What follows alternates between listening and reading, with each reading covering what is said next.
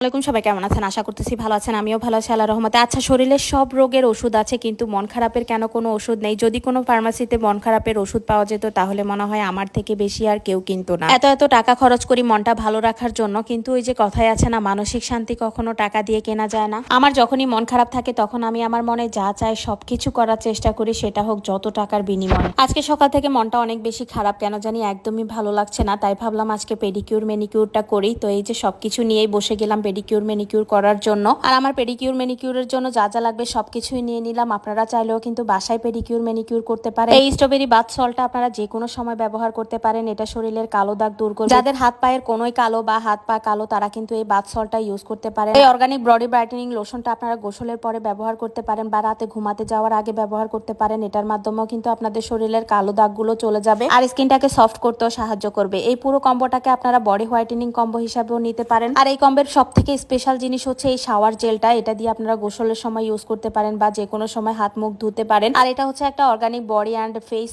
Oil. এটার মাধ্যমে কিন্তু আপনাদের যাদের শরীরে ফাটা দাগ আছে বা প্রেগনেন্সির ফাটা আছে পেটের মধ্যে, তারাও কিন্তু ব্যবহার করতে পারে। এই পুরো কম্বোটার মাধ্যমে যাদের সিক্রেট প্লেস বা আন্ডার আর্মসে কালো দাগ আছে তারাও কিন্তু দূর করতে পারবেন। আমার কাছে মনে হয় মাঝে মাঝে নিজের যত্ন করলে কিন্তু মন ভালো থাকার সব থেকে বড় ওষুধ হচ্ছে এটা। নিজেকে সুন্দর রাখতে মাঝে মাঝে নিজের জন্য কিছু করতে হয়। তো যাই হোক, আজকে যেহেতু ফ্রি টাইম আছে তাই ভাবলাম একটু পেডিকিউর ম্যানিকিউর করি। আর আমি এই পেডিকিউর ম্যানিকিউরটা প্রতি সপ্তাহে বাসায় একবার করে হলেও করার ট্রাই করি, কারণ না হলে হাত পায়ের অবস্থা একদমই 12টা বেজে যায়। আমি একা করতে ভালো লাগে না দেখে আপনাদের নোয়াখাইলা বোনকেও বললাম যে আয় তুই সহ কর। যাই হোক, আমরা হচ্ছে পেডিকিউর ম্যানিকিউর করে আজকে বিকালবেলা একদম সুন্দর একটা ওয়েদার পেতে হচ্ছে ছাদে চলে আসলাম সুনাইরাকে নিয়ে। ও প্রতিদিন বাসায় বিকালবেলা ঘুমায়। আজকে ভাবলাম ওকে একটু ছাদ থেকে ঘুরিয়ে আনি। আর আনার পরে এত বেশি মজা পাচ্ছে আর হাসতেছে। যাই হোক, এই তো আমার আম গাছগুলো হচ্ছে লাগানোর পর থেকে আমি প্রতিদিন একবার করে ছাদে আসার চেষ্টা করি। আমার মন চাচ্ছে যে ছাদে একটা বাসা করেই আমি ছাদে থেকে যাই। যাই হোক, এত ভালো লাগে আসলে, নিজের কিছু হচ্ছে যত্ন করতে অনেক বেশি মজা লাগে।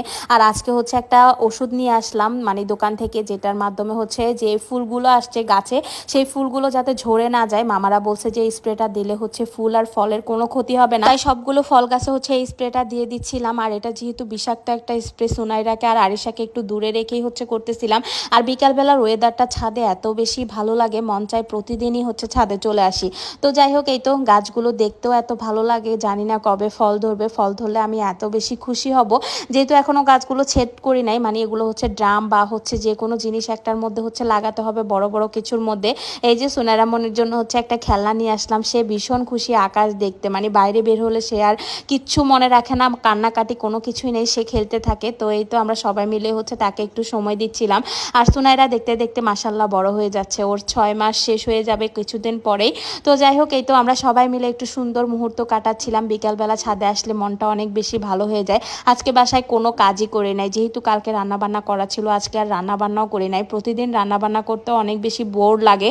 তো এই তো আজকে হচ্ছে একটা মজার টাইম আপনাদের সাথে শেয়ার করলাম। আর বাসায় এসে দেখি যে বিছনার অবস্থা 12টা। আজকে বিছনার চাদরটা হচ্ছে চেঞ্জ করা লাগবে, তাই ভাবলাম চেঞ্জ করেই ফেলি। আর আসলে কাজ যতই দূরে থাকতে চায় না কেন, কাজ মনে হয় কি সরেই না। যেহেতু আমি একা হাতে সব কিছু করতে হয় তাই হচ্ছে একটু সময় নিয়ে নিয়ে করতে হয়। যেহেতু সুনাইরা আর ঈশা, ওদেরকেও টাইম দিতে হয়, সব মিলিয়ে হচ্ছে অনেক ব্যস্ততার মধ্যে সময় কাটে। তো যাই হোক, এই তো চাদরটা হচ্ছে চেঞ্জ করে নিচ্ছিলাম। আর আমার বাসায় একটা সমস্যা কি জানেন, 2 দিন পর পরে চাদর চেঞ্জ করা লাগে, 2 দিন পর পরে চাদর চেঞ্জ করা লাগে। আমার কাছে মনে হয় এটা সব থেকে বাজে একটা অভ্যাস। যেহেতু আমি মানে একদমই ময়লা সহ্য করতে পারি না, আর বাচ্চারা হচ্ছে বমি করলে হিসু করলে এগুলো তো একদমই না।